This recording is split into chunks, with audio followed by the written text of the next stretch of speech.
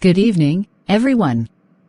Today, we're going to discuss a topic of great importance, diabetes mellitus as a silent killer. Let's dive into this crucial subject. Good evening, Professor. I've heard about diabetes, but why is it called a silent killer? That's a great question. Diabetes is often referred to as a silent killer because it can develop and progress for years without showing noticeable symptoms. It silently affects various organs and systems in the body, leading to severe complications if left untreated. What causes diabetes, Professor? Diabetes results from problems with insulin, a hormone produced by the pancreas. There are two main types, type 1 and type 2. Type 1 is an autoimmune condition where the immune system attacks the pancreas, leading to little to no insulin production.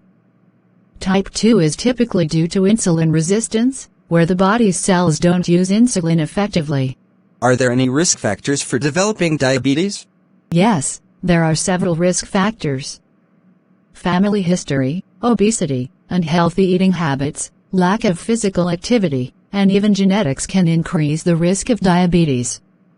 It's crucial to be aware of these factors and take preventive measures. How can we diagnose diabetes, Professor?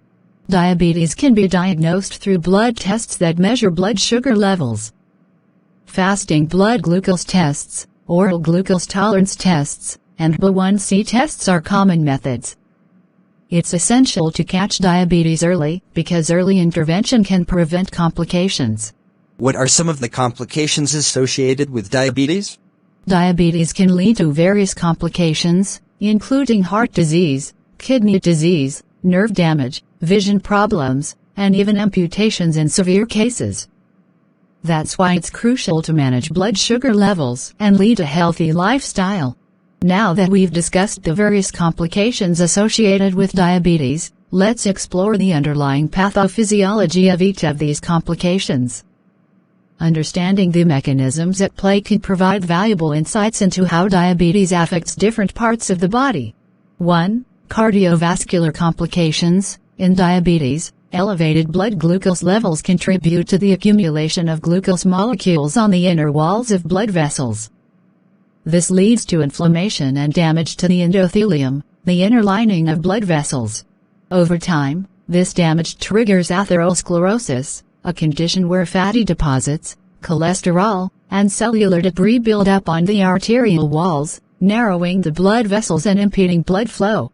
The resulting reduced blood flow to the heart, coronary arteries, can lead to angina, chest pain, or, in severe cases, myocardial infarction, heart attack, due to inadequate oxygen supply. 2. Nephropathy, kidney disease. Diabetes-induced high glucose levels can harm the tiny blood vessels, glomeruli, in the kidneys. This damage initiates a chain reaction, beginning with increased filtration of proteins like albumin into the urine. Over time, persistent proteinuria, presence of excess protein in urine, and inflammation can lead to progressive kidney damage, ultimately impairing their filtration capacity. This condition, known as diabetic nephropathy, can advance to end-stage renal disease (ASARD), necessitating dialysis or a kidney transplant for survival. 3. Neuropathy, nerve damage. Hyperglycemia in diabetes contributes to the accumulation of sorbitol within nerve cells. This excess sorbitol causes osmotic stress, leading to nerve cell dysfunction and damage. Additionally, prolonged exposure to high glucose levels affects the function of nerve-supporting cells called Schwann cells, further compromising nerve health.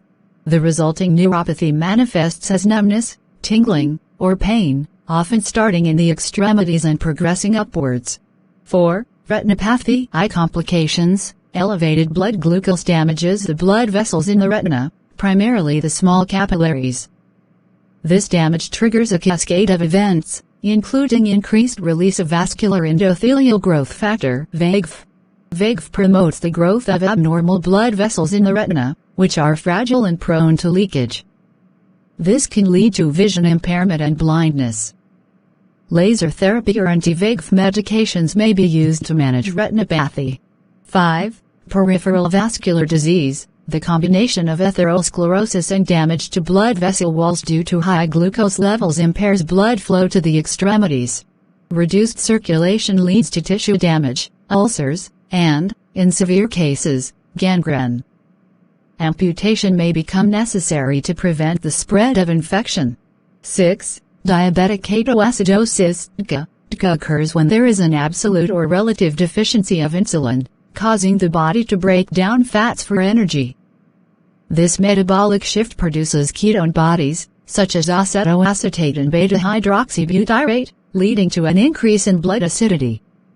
Acidosis in DKA can be life-threatening, affecting multiple organs and systems.